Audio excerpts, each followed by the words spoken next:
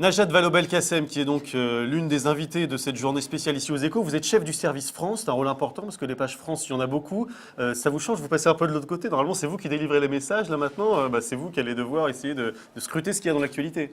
Ouais, non, mais c'est précisément pour ça que j'ai accepté de jouer le jeu, moi, aujourd'hui. C'est que, d'abord, il y a un côté ludique, c'est vrai, à changer de vie, en quelque sorte, Ouais, mais ouais. il y a aussi un côté très, très instructif pour nous, justement, de venir voir ce qu'est le quotidien d'un journaliste, voilà, Vous auriez de pu la être conférence journaliste? de rédac du matin jusqu'au soir.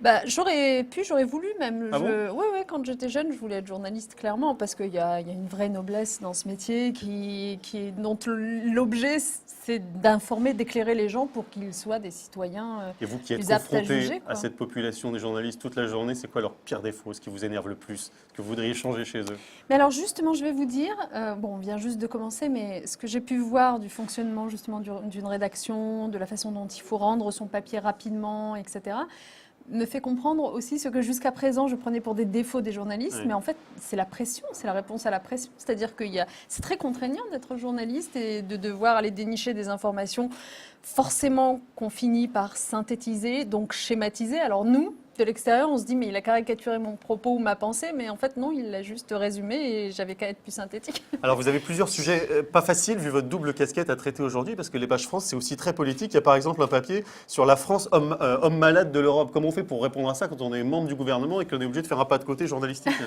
Alors c'est Pascal Canfin qui Ah s'y oui. colle. Pascal Canfin, donc,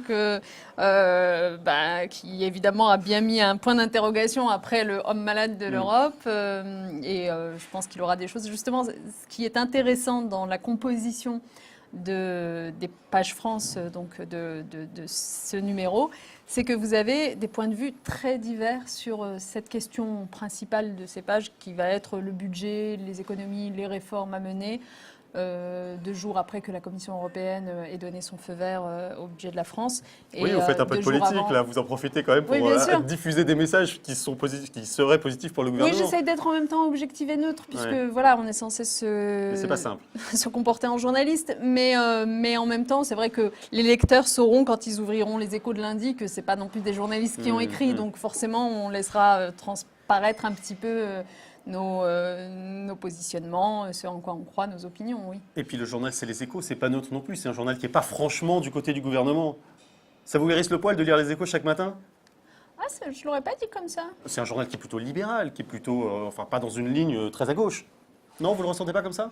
Pas nécessairement, non, franchement. Je trouve que, enfin, moi, personnellement, ça fait partie des journaux que je lis le plus.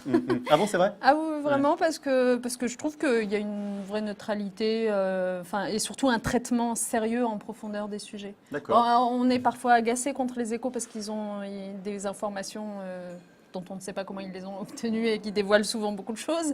Mais c'est peut-être aussi le signe d'un bon journalisme et d'un c'est travail vrai. bien fait.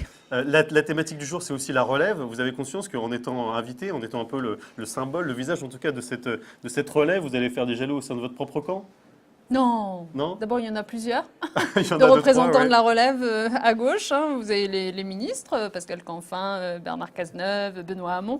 Vous avez aussi des parlementaires, Guillaume Bachelet, Valérie Rabault ou d'autres. Ça vous semble représentatif, les choix de personnalités comme ça qui ont été faits? Vous diriez que oui, dans 10 ans, ce seront eux qui seront aux plus hautes manettes de l'État?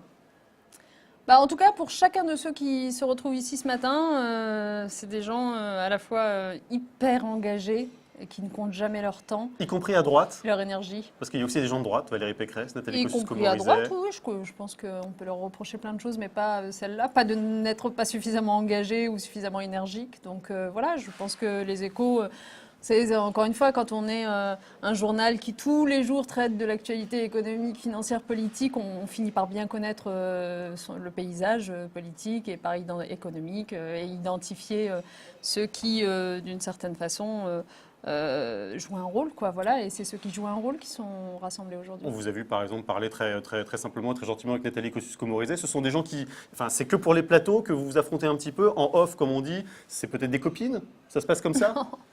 Non, ça va pas jusque-là. Ah bon, mais c'est pas possible? Si, pourquoi pas? pourquoi pas, ça pourrait, mais en l'occurrence, non. C'est pas le cas. Mais, je veux dire, en fait, on peut se respecter sans partager les mêmes opinions, tout simplement. Et moi, c'est évidemment des femmes que je respecte. Voilà. La vie politique est difficile je pense, pour chacun de ceux qui la vivent. Et ça, tout le monde Quel en a que bien soit son conscience. camp. Voilà. Une dernière chose, je ne sais pas si ça vous a frappé comme moi, mais c'est donc voilà une assemblée ici qui est censée être représentative de la relève et les visages qui étaient présents lors de la conférence de rédaction n'étaient pas très métissés pour ce qui est censé être la nouvelle génération qui va prendre le pouvoir. Est-ce que vous avez remarqué ça ou pas? C'est pas faux. Ouais, c'est pas faux. Il y en avait quelques-uns quand même. Je sais pas, je pense à Jamel Klouch par exemple que j'ai vu passer. J'en oublie d'autres, mais Et sur l'égalité homme-femme?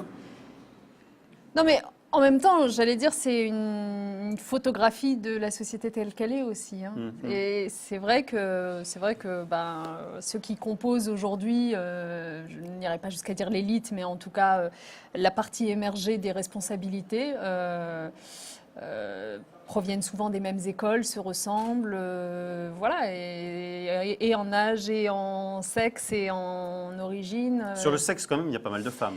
Alors sur le sexe, la bonne surprise pour moi, justement, je regardais ça tout à l'heure, c'est de voir que dans la partie finance en particulier, il y a beaucoup de femmes. C'est assez instructif. Mais je pense qu'il faut quand même être vigilant parce que la nature, c'est pas vraiment l'égalité. La nature, c'est plutôt de conforter les inégalités. Voilà, donc c'est pour ça qu'il faut des politiques publiques de temps en temps pour justement aller plus loin. Bon courage pour cette journée de Merci. travail.